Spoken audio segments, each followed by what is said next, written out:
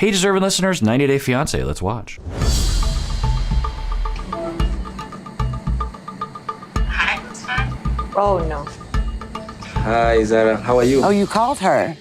It's been long we didn't talk. Well, thank you for calling. Okay, so it looks like we're not going to get a direct response, in the edit anyway, from Kim as she was watching the abusive behavior of splashing Usman in the face with a glass of water. That's disappointing. So we don't know how Kim views that behavior.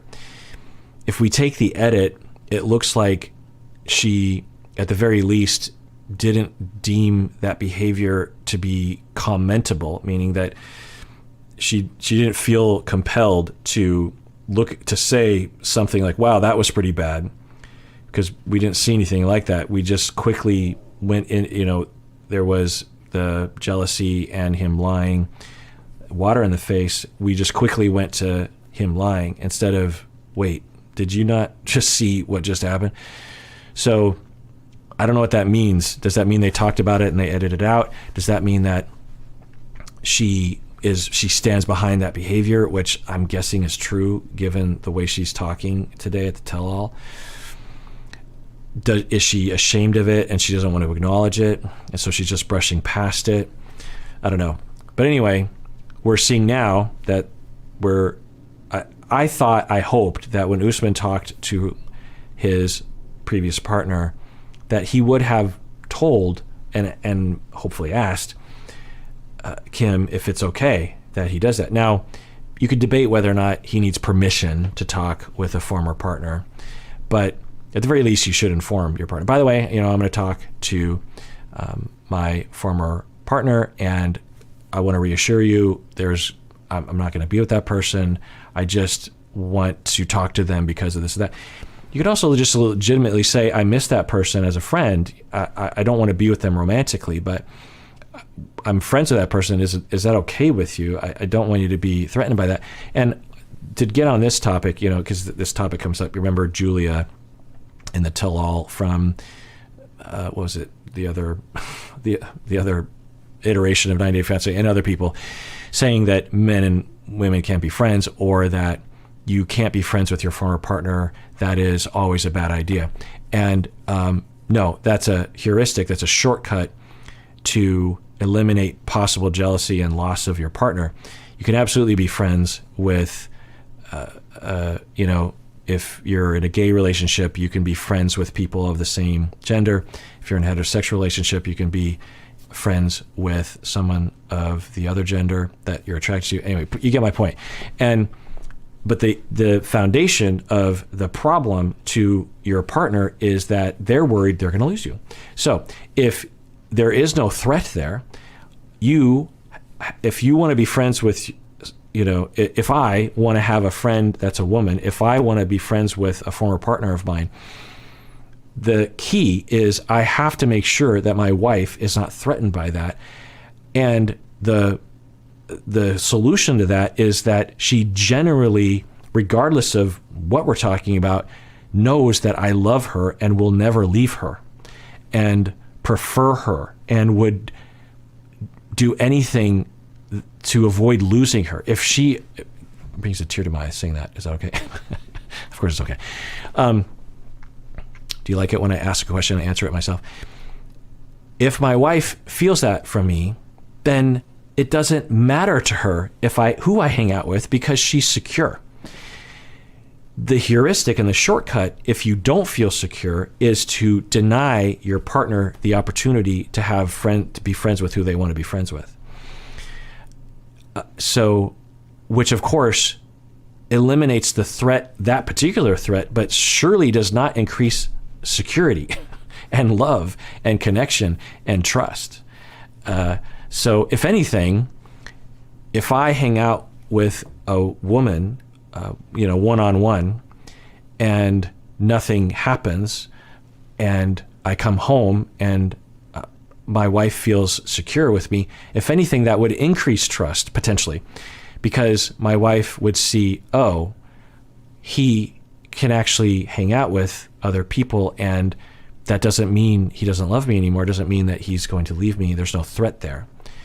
Like it's a test that I'm passing or something. Anyway, I'm not saying that that's all couples, that you're always supposed to do this, but I'm just saying that for Usman, he should have been able to tell Kim, and he should have told her, I'm going to reach out to my former partner, and I just want you to know there's no threat there. He could have even had her there, or in the background. If there's nothing to hide, then there's nothing to hide. Calling me. Okay. I'm here in Zanzibar, Tanzania, and I came here to shoot that song I dedicated to you before you break up with me. If I should ask you, do you miss anything about me? So, yeah, that question is pretty rough to witness if you're Kim. And is it normal for someone in Usman? And I forgot the detail that he got dumped by her. It's very normal for someone in Usman's position to miss their partner, to want some reassurance of, do you think about me ever? To long for that relationship back. So Usman seemingly has a little bit of that, and I think it's pretty recent that they broke up. Should you, if you're in a committed relationship, express that to the other person, even if the other person can't see that? I would say probably not, unless your current partner is okay with that. Should you allow it to be filmed and expose your current partner to that conversation?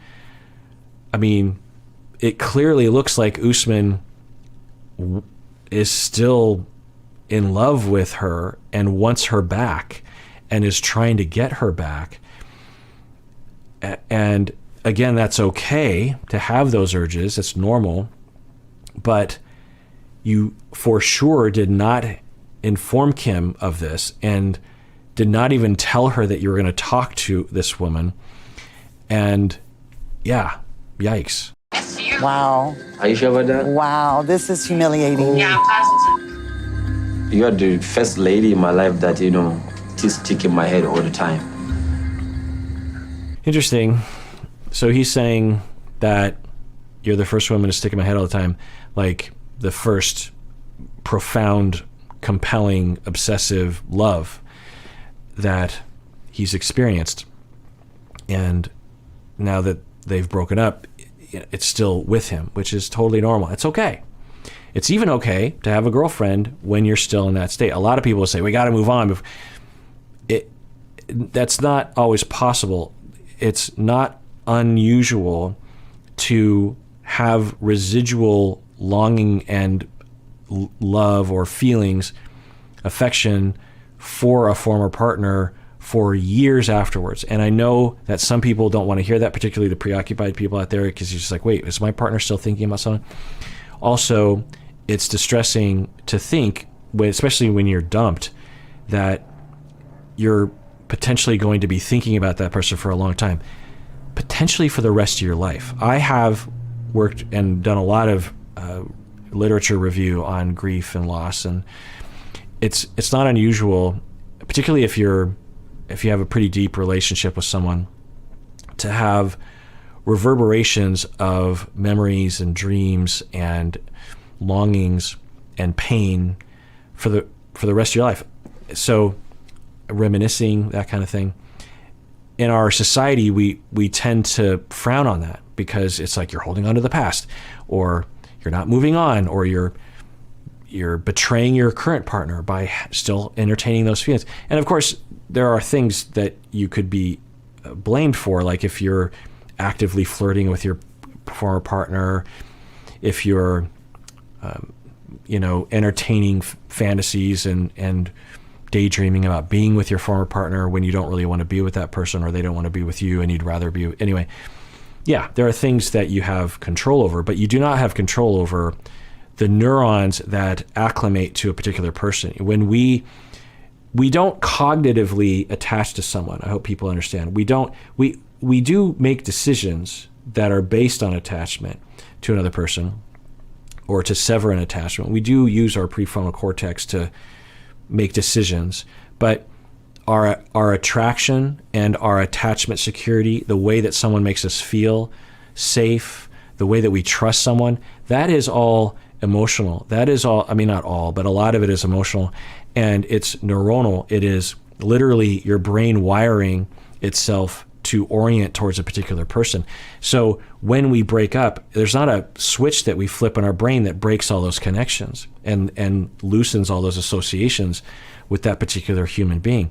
That just doesn't happen. And it's possible that if you're with someone long enough, that those wires will never change, and you will always think about that person in that way.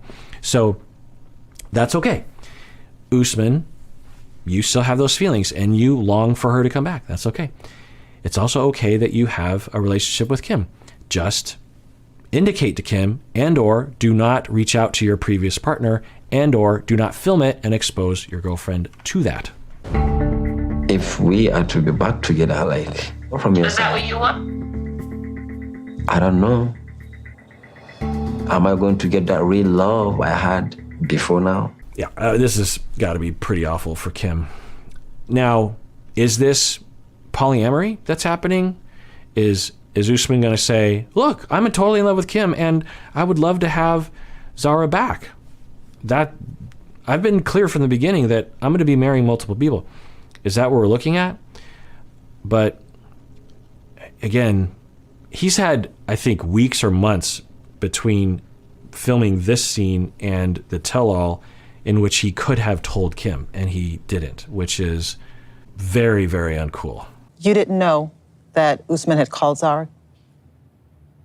Nope. I did not. Like, what the is that? Like,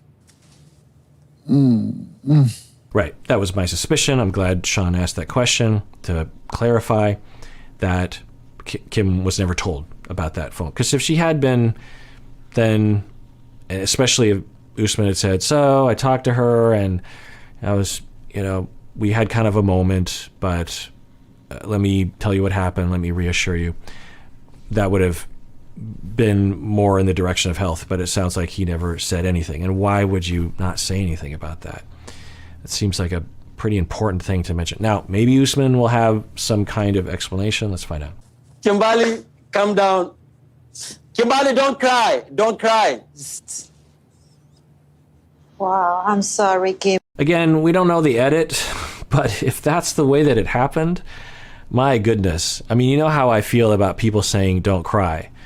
One, it's almost never okay to tell someone not to cry, particularly an adult. Sometimes the kids, if they're faking it, then you could say that maybe, I guess. And also, if you're ever crying and then someone says don't cry, tell them to screw with themselves, because crying is a normal human behavior. We evolved to cry. It's like telling someone not to go to the bathroom. It's a natural human thing, and it doesn't interfere with anyone else's life. Kim has every reason to be sad and hurt and to cry even more than she's doing right now. And for Usman to say, don't cry, don't cry. I mean, even the way he said it.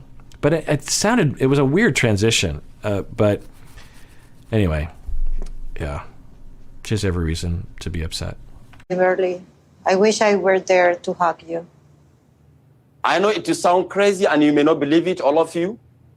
I will never cheat. Okay, I'll take his word for it. It's hard to know. He doesn't have a track record of lying tremendously. So, okay, but that's not what happened. You understand? Like, now maybe this is a cultural thing. I could see a scenario where he, at least in his cultural pocket, comes from a place where men are allowed to do that sort of thing. I'll sometimes hear stuff like that. People will tell me, well, in this part of the world, it's completely normal for men to have mistresses on the side and to basically just do whatever they want, stay out as late as they want, drink as much as they want, and the wife has no power and is supposed to just put up with it. I hear about that sometimes. It's hard to imagine that sort of life, and it sounds absolutely awful. It sounds awful for everyone. I mean, the distance that would be created between you and your spouse would just, it would almost like necessitate that you have a relationship with someone, or not necessitate, but encourage you to have a relationship with someone else, because at home there's so much distance. But of course, the solution isn't to be with someone else. The solution is to be close to your partner. Anyway, I don't know.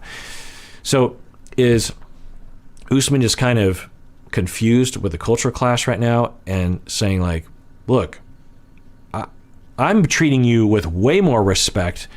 So I guess there's some people watching from Nigeria and other neighboring regions that might be able to comment on this, and I'd love to know.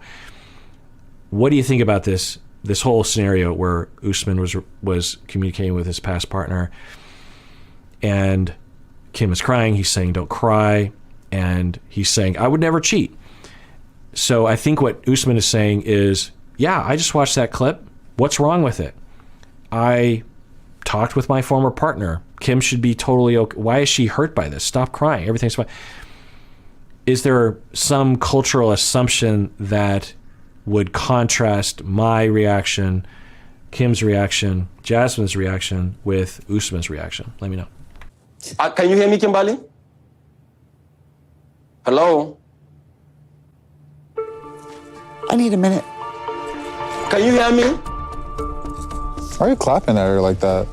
Yeah, I mean, I think he's clapping because he believes that the sound has been turned off because she's not, replying to him. So what do I hope? I hope that, so Kim and Usman both deserve to have secure attachments. Is this relationship the road to wellness for the two of them? Maybe. Is it more likely to work if Kim were to date someone in her hometown or nearby who is her age, who isn't planning on marrying other people, who it doesn't live in another country? Because I don't think Usman wants to come to the States. So does she want to live in Nigeria? Maybe she does. That'd be a huge cultural clash. There might be a lot of strife there. She can't see Jamal, her son, if she's over there. So I don't know, but maybe Usman doesn't want to come to the States. I have a feeling he doesn't, though, because I remember from the Lisa relationship, there wasn't much in terms of conversations about him coming. Anyway, so as a non-therapist, as a citizen, I guess what I'm pulling for is that they amicably break up and they both date people in their own that are it's just more likely to work and more likely to, because Kim and Jamal said this, I don't know if I included this in the clips, but he says, my mom has been scammed a lot or something like that. She's been mistreated. I think scammed, some sort of word like scammed a lot, tricked a lot. Some I don't know what that means. It's hard to know what that means. So it makes me wonder if Kim believes that in her town or in the United States, it just is extremely unlikely to work for her, which I don't see anything in her personality that would necessitate that it wouldn't work. So is it a schema that is false, an assumption, a belief that is false, that's driving her to try to make a relationship that has a lot of barriers work in, and would it be better if they were just to break up and she would try to date someone in her hometown? I would imagine that would be true. So, I mean, Jamal would be less challenged, if she met someone her age or close to it. I'm guessing Jamal would be more comfortable with that, and I think that's a big part of Kim's life. So, but, maybe Usman and Kim will be married and everything will, and this is the best scenario, but I'm guessing Kim is questioning that whole future at this point. Kimberly, I will tell you what happened. Hold on. Kimberly. Next time.